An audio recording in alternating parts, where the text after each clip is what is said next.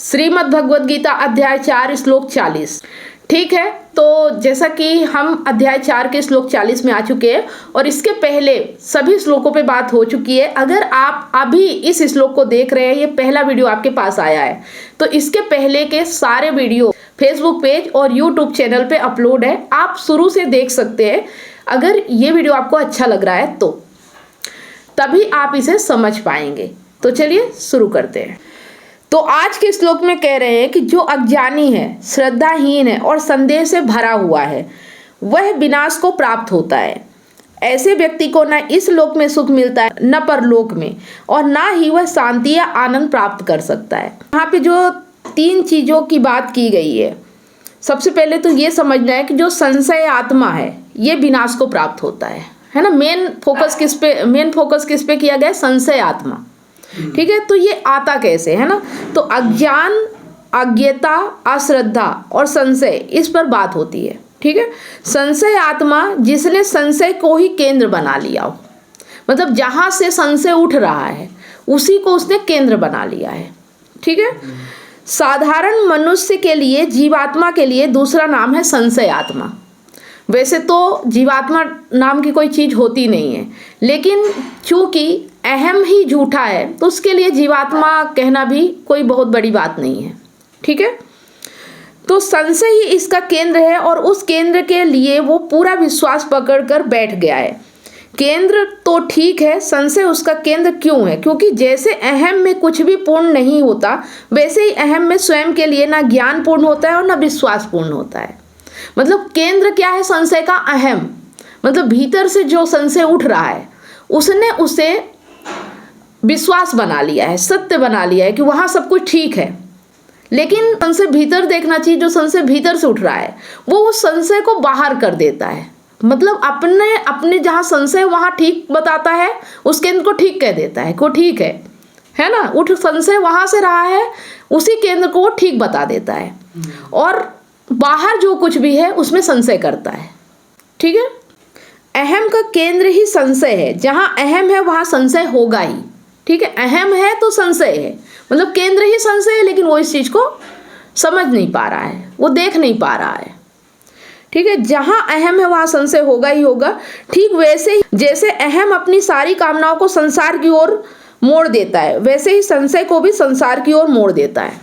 ठीक है, जैसे कि अहम अधूरा है, अपूर्ण है, तो वो कामना कहाँ करता है? बाहर करने लगता है कि उससे कुछ उसको पूरा हो जाएगा।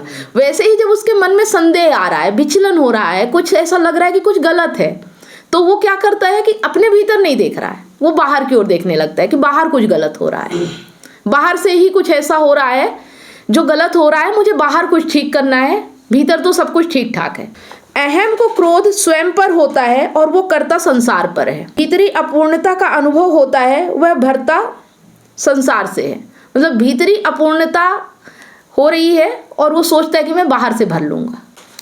तो वैसे ही अहम को संशय खुद पर हो रहा है, लेकिन कर्ता वो संसार पर है। स्वयं की ओर उसे देखना आता नहीं, स्वयं में ही दोष खोट हो सकती है, ऐसा कोई उसे बताता नहीं। तो स्वयं की ओर ना देख पाने की दुर्बलता के कारण अहम को स्वयं को ही सत्य बताना पड़ता है। क्योंकि अक्सर जब हमारा जन्म होता है तो जो हमारा शरीर होता है, जो हमारी आंखें होती है, वो बाहर की ओर खुलती है, कभी हम भीतर की ओर नहीं देखते। तो बाहर की ओर देखते देखते हमें ये लगने लगता है कि सब कुछ बाहर ही है, भीतर कुछ है ही नहीं। ठीक है, तो वो स्वयं को देख ही नहीं पाता। संशय, परेशानी, विचलन, ये सब भीतर हो रहा है क्योंकि उसका जो जन्म है ना, जो मैं पैदा होते ही होता है, वही उसकी परेशानी का कारण है और उसी को ही समाप्त करना है। उसी के कारण उसे संशय हो रहा है, लेकिन वो सोचता है कि ये जो मेरे साथ हो रहा है ये सब कुछ बाहर से हो रहा है। इतनी अजीब बात है, अपनी खोट तब पता चले जब खुद को देखो, और खुद को देख पाने की ना इच्छा है, ना अभ्यास है, ना साहस है। खुद को देख नहीं सकते। जब खुद को देख नहीं सकते तो खुद में कोई दोष दिखता नहीं, और जब खुद में कोई दोष दिखता नहीं तो खुद को कहा निर्दोष। ठीक है, और निर्दोष तो आत्मा होती है। खुद को देख नहीं पाते तो खुद को आत्मा बना लिया। जिसके दोषों को देख पाने की क्षमता नहीं, उसे निर्दोष बना दिया। फिर निर्दोष तो नित्य है, परम है, मतलब अगर वो निर्दोष है, परम है, तो प्रकृति से अतीत है। गुण दोष सब प्रकृति में होते हैं, जो भी गुण दोष है वो सब प्रकृति में होते हैं। और अहम अपने आप को प्रकृति से अतीत मान लेता है, मतलब प्रकृति में मानता ही नहीं है, वो सोचता है मैं अलग हूँ, है ना। तो जो निर्दोष हो गया वो प्रकृति से परे हो गया, शुद्ध बुद्ध आत्मा हो गया। कितनी विचित्र बात है, जिसको स्वयं में संदेह होता है वह स्वयं को सत्य बना लेता है। कुछ गलत जो लग रहा है, लेकिन सारा रुख बाहर की ओर कर दिया। अज्ञान और आत्मसंशय साथ साथ क्यों चलते हैं, ठीक है, इसको हमें समझना है कि जब हमें पता नहीं है कि मैं कौन हूँ, तो ये हो गया अज्ञान। और जब अज्ञान है तो हमें हर चीज़ पे शक होता है।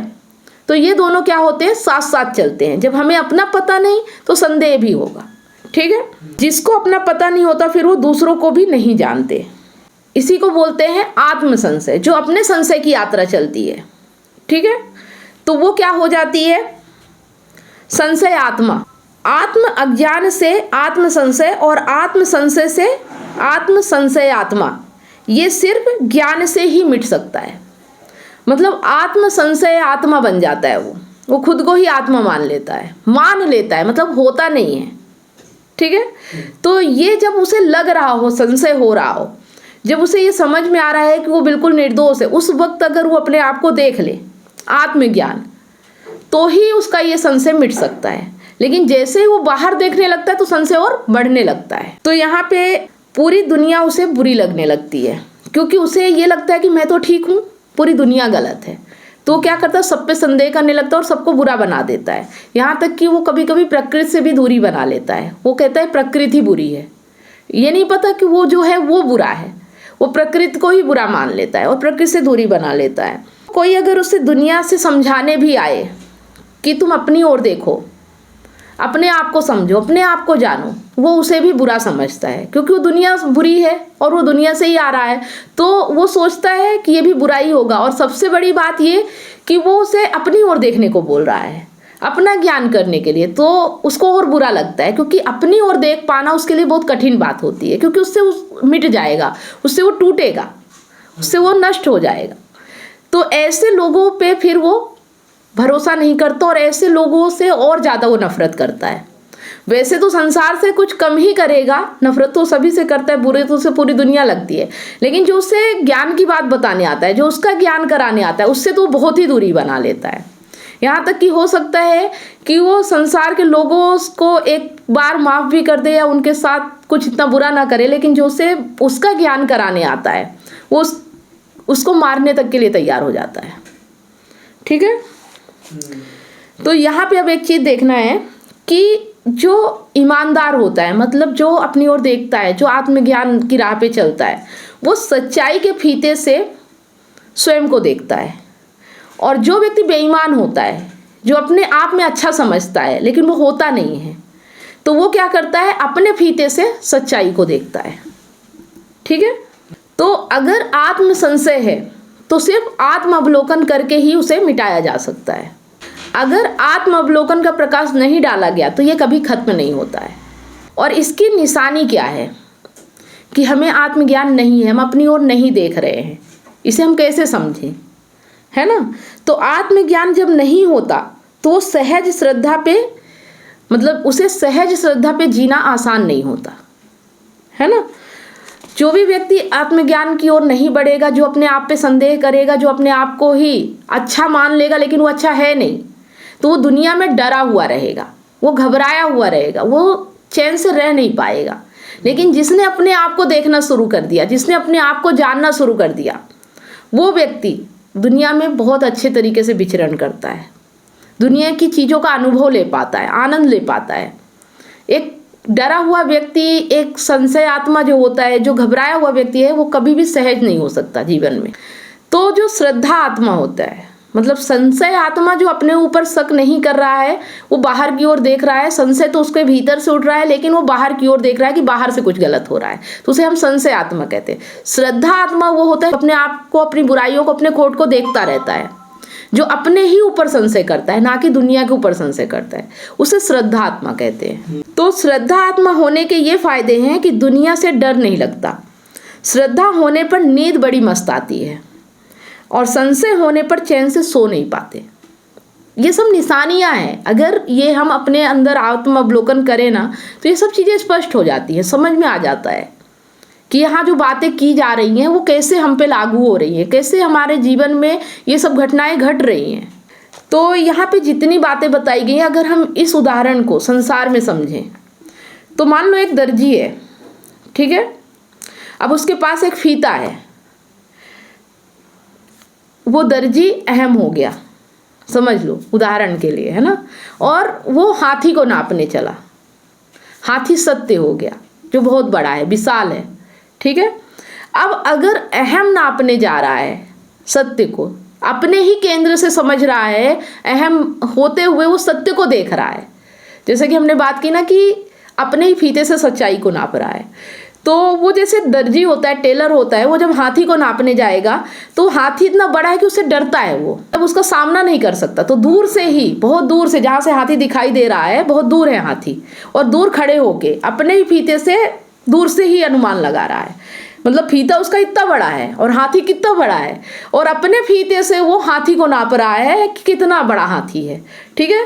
तो वो दूर से, जैसे कोई चीज़ दूर से छोटी दिखाई देती है तो वो यहाँ से जब नापेगा तो हाथी का वो आ जाता है साइज उसके फीते में, तो बताएगा कि ये तो हाथी इतना बड़ा है, मतलब इस चीज़ से क्यों डरते हैं लोग, ये तो बहुत छोटा है, मेरे फीते में ऐसा है।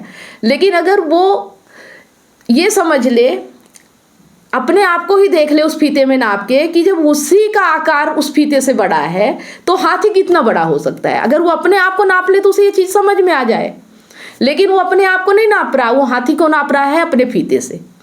आ रहा समझ में। तो वैसे ही अहम अपनी ओर नहीं देखता कि मुझ में ही खोट है, मुझ में ही बुराई है, मेरे अंदर ही संशय है, ठीक है। और वो बाहर दुनिया को देख रहा है, मतलब ये समझ रहा है कि दुनिया में सब प्रॉब्लम है। होता है ना ऐसा? सही बात है। तो ऐसे बहुत से लोग तुम्हें मिल जाएंगे जो अपने आप को बचाए रखने के लिए, बनाए रखने के लिए बहुत बड़ी बड़ी डींगे हाँकते हैं, बहुत बड़ी बड़ी बातें करते हैं। तो कोई अगर व्यक्ति कहता है कि सामने वाला व्यक्ति गलत है, झूठा है, या मेरे साथ गलत कर रहा है, तो वो तब तक तुम नहीं समझ सकते हो जब तक तुम अपने आप को ना समझो, है ना। अक्सर मेरे पास सवाल आते हैं काउंसलिंग के दौरान कि मेरी पत्नी गलत है, या मुझसे छुपा रही है, या कुछ गलत कर रही है, तो मैं उसे कैसे बदलूं, कैसे सुधारूं उसको। तो उसका एक ही तरीका है कि पहले अपने आप को देखो, अपने आप को समझो, अपने आप को जानो। और जब तुम अपने आप को जानने लगोगे तो सामने वाले व्यक्ति को भी पहचान सकोगे, और फिर वो ऐसा क्यों कर रहा है या तुम्हारे साथ क्यों कर पा रहा है, इस कनेक्शन को तुम समझ पाओगे, और फिर उसी वक्त तुम्हारी प्रॉब्लम सॉल्व हो सकती है ना। जब तक तुम अपने आप को नहीं देखोगे, नहीं समझोगे, तो तुम बाहर कुछ नहीं बदल सकते हो। अब मान लो जैसे तुम्हारी आंखें हैं, ठीक है। अब तुम्हारी आंखें खराब है, लेकिन तुम्हारे पास ऐसा यंत्र है जिससे तुम ये देख सकते हो कि दुनिया की आंखें खराब है, ठीक है। जो नंबर होता है आंखें देखने का कि इतने में इतनी सही आंखें होती है, इतने में खराब आंख होती है, तो तुम अब उससे देख रहे हो। लेकिन तुम अपनी आंख नहीं देख रहे हो कि तुम्हारी आंख भी खराब है, और तुम बाहर की आंखें देख रहे हो, तो तुम उसे पढ़ोगे कैसे? जो वहाँ पे लिखा हुआ आ रहा है उसे पढ़ोगे कैसे कि कितने में क्या सही और क्या गलत है? पहले तो तुम्हें अपनी आंखों को जांचने का यंत्र होना चाहिए ना, कि अपनी आंखें ठीक है कि नहीं है। और जब अपनी ही आंखें खराब हो तो तुम दूसरे की आंखें ठीक है कि नहीं, ये कैसे पता लगा पाओगे, है ना। तो बहुत सारे ऐसे उदाहरण हैं जिनसे हम समझ सकते हैं, लेकिन हम समझना नहीं चाहते हैं। तब हम अपने आप को ना जानते नहीं, इसलिए हम बहुत सारी पहचानें अपनी बना के रखते हैं। मेरा नाम ये है, मैं बिजनेसमैन हूँ, मेरे पास पैसा है, मेरे पास ये दौलत है, मतलब इन चीज़ों से हम अपनी पहचान जोड़ लेते हैं, और फिर हमेशा डरे होते हैं कि हमारी पहचान कहीं छीन ना जाए, कोई हमसे छीन ना ले, है ना। लेकिन हमें अगर ये पता चल जाए कि ये सब चीज़ें तो हमारी है ही नहीं, और हमारी पहचान इनसे है ही नहीं, हम तो कुछ और है ना। जैसे ही हमें ये पता चल जाए उस वक्त हमारा डर खत्म हो जाता है दुनिया से। होता है कि नहीं होता? अगर हम नहीं जानते कि हम कौन है तो फिर हम क्या जानेंगे? हमारा नाम कमलेश है, ठीक है, मैं कमलेश हूँ, है ना। फिर मेरा ये घर है, मेरी पहचान इस घर से है। फिर मेरे पास बहुत सारी दौलत है बैंक अकाउंट में, तो मेरी पहचान उससे है। अब मैं सबसे अपनी पहचान जोड़ती चलूँगी, क्योंकि मुझे मेरा पता नहीं है कि मैं कौन हूँ, और मुझे अगर पता है कि मैं कौन हूँ तो फिर ये सब जो है ये तो एक तरह से ऐसा ही है कि शरीर के ऊपर जैसे कपड़ा, ठीक है। अब कपड़े से मेरी पहचान थोड़ी है, लेकिन मैं यही समझूंगी कि ये कपड़ा अगर उतर गया तो मेरी पहचान खत्म हो जाएगी, तो मैं उसको बचाने की कोशिश करूंगी, उसे पकड़ने की कोशिश करूंगी, ठीक है। तो यही मेरा डर होता है। तो अगर हमें आत्मज्ञान हो जाता है, हमें समझ में आ जाता है कि हम कौन हैं, तो फिर दुनिया का डर खत्म हो जाता है। और अगर बिंदास जीना है, ठीक है, तो हमें अपने आप को जानना पड़ेगा, अपने आप को समझना पड़ेगा कि हम कौन हैं। और बिना अपने आप को जाने अगर दुनिया को जानने निकले हो तो व्यर्थ है, कोई मतलब नहीं है, ठीक है। और ज़्यादातर लोग यही करते हैं, अपने आप को नहीं जानते, दुनिया को जानने निकल जाते हैं, दुनिया के बारे में बातें करते हैं, दुनिया उनके साथ बुरा कर रही है। अक्सर जब मैं लोगों से बात करती हूँ तो यही मुझे मिलता है, ठीक है, कि मैं तो बहुत अच्छा हूँ, मैं तो शुद्ध बुद्ध आत्मा हूँ, लेकिन दुनिया बुरी है, ये लोग हैं जो मेरे साथ हैं ये मुझे तकलीफ दे रहे हैं, इन्होंने मुझे परेशान कर रखा है, कुछ उपाय बताओ कि मैं इनसे मुक्त हो जाऊं, इनसे परेशानी से मैं दूर हो जाऊं, है ना। तो अब उपाय क्या है? उपाय यही है कि अपने आप को समझ लो, अपने आप को जान लो, तुम्हारी बाहर की परेशानी अपने आप खत्म हो जाएगी, अपने आप समाप्त हो जाएगी, ठीक है। तो जो यहाँ कृष्ण ने बताया है, जो व्यक्ति अज्ञान में है, जिसके अंदर अश्रद्धा है और जिसके मन में संशय है, वो व्यक्ति इस लोक में तो क्या, परलोक की कामना करते हैं ना लोग कि मरने के बाद परलोक मिलेगा, उस लोक मतलब इसी लोक में उन्हें सुख शांति नहीं है तो परलोक की क्या बात करूं, है ना। इसी लोक में उनकी दुर्दशा हो जाती है। तो ये जीवात्मा वगैरह जो ये सब बातें करते हैं ना, और सबसे बड़ी बात हमारे इंडिया में ये है, भारत में, कि हम धार्मिक उसी व्यक्ति को मानते हैं जो इन सब चीज़ों की बातें करता है, जो जीवात्मा की बातें करता है, जो मरने के बाद हमारा पुनर्जन्म होता है इनकी बातें करता है ना, जो ये बताता है कि मरते वक्त मैंने उसकी नाक से चिड़िया को निकलते देखा है, जो आत्मा होती है। तो जब ऐसी बातें जो करता है ना, उसे ही हम बोलते हैं कि ये धार्मिक आदमी है। और इसीलिए हमारे भारत में हम बाहर की ओर इतना फंसे हुए हैं कि हम भीतर की ओर देख ही नहीं पाते, है ना। इतना मतलब हमारे ज्ञान को इतना ज़्यादा गलत तरीके से हमारे सामने पेश किया गया है कि हम उसी में फंस के रह जाते हैं, हम सही ज्ञान तक पहुंच ही नहीं पाते। ये कुछ इस कारण भी है कि हम अपने आप को नहीं देख पाते, क्योंकि हम जहाँ श्रद्धा लगा रखे हैं, जिस चीज़ को हम समझ रहे हैं, वहाँ वो चीज़ वैसी है ही नहीं, लेकिन हमें वो चीज़ बता दी जाती है, हम उसी को सत्य मानते हैं। कभी अपने आप को हम समझ ही नहीं पाते, देख ही नहीं पाते हैं, हमारे संशय को और ज़्यादा बढ़ा दिया जाता है ना। और अक्सर देखा होगा कि जो ऐसे व्यक्ति होते हैं, जो फेंकू व्यक्ति होते हैं, जो झूठ बोलने वाले व्यक्ति होते हैं, उनकी मित्रता बहुत अच्छी होती है। एक दूसरे से ऐसे ही लोग जब मिलते हैं ना, तो उनकी दोस्ती और बढ़ जाती है, वो फिर एक दूसरे में और संशय भरने लगते हैं और बड़ी बड़ी बातें करने लगते हैं। किसी ने बोला कि मैंने तो यहाँ पे भूत देखा, तो कोई बोलेगा अरे तुमने यहाँ क्या देखा, मैंने तो यहाँ और बड़ा भूत देखा, है ना। ऐसे लोगों को जानते होगे। तो ये सब इसी कारण हो रहा है क्योंकि हम गीता को समझते नहीं हैं, गीता को जानते नहीं हैं, और गीता के कुछ श्लोकों का अर्थ हमने गलत तरीके से पेश किया है ना। मतलब ना जाने तो ठीक है, लेकिन हमने उसे गलत कर दिया है, वो अलग है। मतलब अज्ञान एकदम अज्ञानी हो तो ठीक है, लेकिन ऐसा है कि जो ज्ञान है उसे हम नकार देते हैं कि वो सही नहीं है, और जो अज्ञान है उसे हम सोचते हैं वो सही है। इसी को बोलते हैं संशय आत्मा, कि जो अहम है उसी को आत्मा बना दिया। मतलब अहम अपने बैठे बैठे अपने बने बने ही आत्मा को पाना चाहता है, सत्य को पाना चाहता है। वो सोचता है कि मैं जैसा हूँ ठीक हूँ, और अगर हमें अपने आप को बचाए रखना है, बनाए रखना है, तो फिर मुझे ये घोषित करना पड़ेगा कि मैं ही आत्मा हूँ, क्योंकि सिर्फ आत्मा ही है जो सत्य ही है, वही नित्य है, वही प्रकृति से परे है, ठीक है। अहम तो प्रकृति का ही हिस्सा है, लेकिन वो अपने आप को कैसे कह दे, क्योंकि वो अपने भीतर देख ही नहीं रहा है। वो कहता है मैं तो ठीक हूँ, तो फिर वो ये साबित करने के लिए कि मैं ठीक हूँ, तो फिर प्रकृति से ही परे बना लेता है अपने आप को, है ना? आ रही चीज़ें समझ में? तो इस श्लोक का मतलब आप लोगों को अच्छे से समझ में आ चुका होगा कि जो अपने ऊपर ही संदेह नहीं कर सकता, जो अपने ही अज्ञान को समझ नहीं सकता और जिसकी अपने प्रति ही अश्रद्धा है, श्रद्धा नहीं है, वो व्यक्ति इस पूरी दुनिया में भी परेशान और विचलित ऐसे ही तड़पता हुआ रहेगा। उसे कभी शांति नहीं मिलेगी, कभी सुख नहीं मिलेगा। तो जो सुख, शांति और इन सब चीज़ों के लिए देवी देवताओं के सामने मन्नतें मांगने जाते हैं, बहुत सारी ऐसी चीज़ें करते हैं कि जिससे हमारे जीवन में सुख शांति हो, तो इन सब से कोई लाभ नहीं होने वाला है जब तक तुम अपने आप को नहीं जानोगे। ठीक है?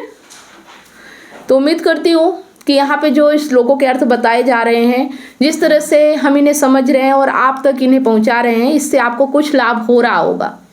अगर सच में लाभ हो रहा है तो कमेंट करके ज़रूर बताएं। वीडियो अच्छा लगा तो लाइक करें, अगर कोई सवाल है तो आप कर सकते हैं। इस वीडियो को ज़्यादा से ज़्यादा शेयर करें। मिलते हैं नेक्स्ट वीडियो में, तब तक आप सभी लोगों को वीडियो अंत तक देखने के लिए बहुत बहुत धन्यवाद।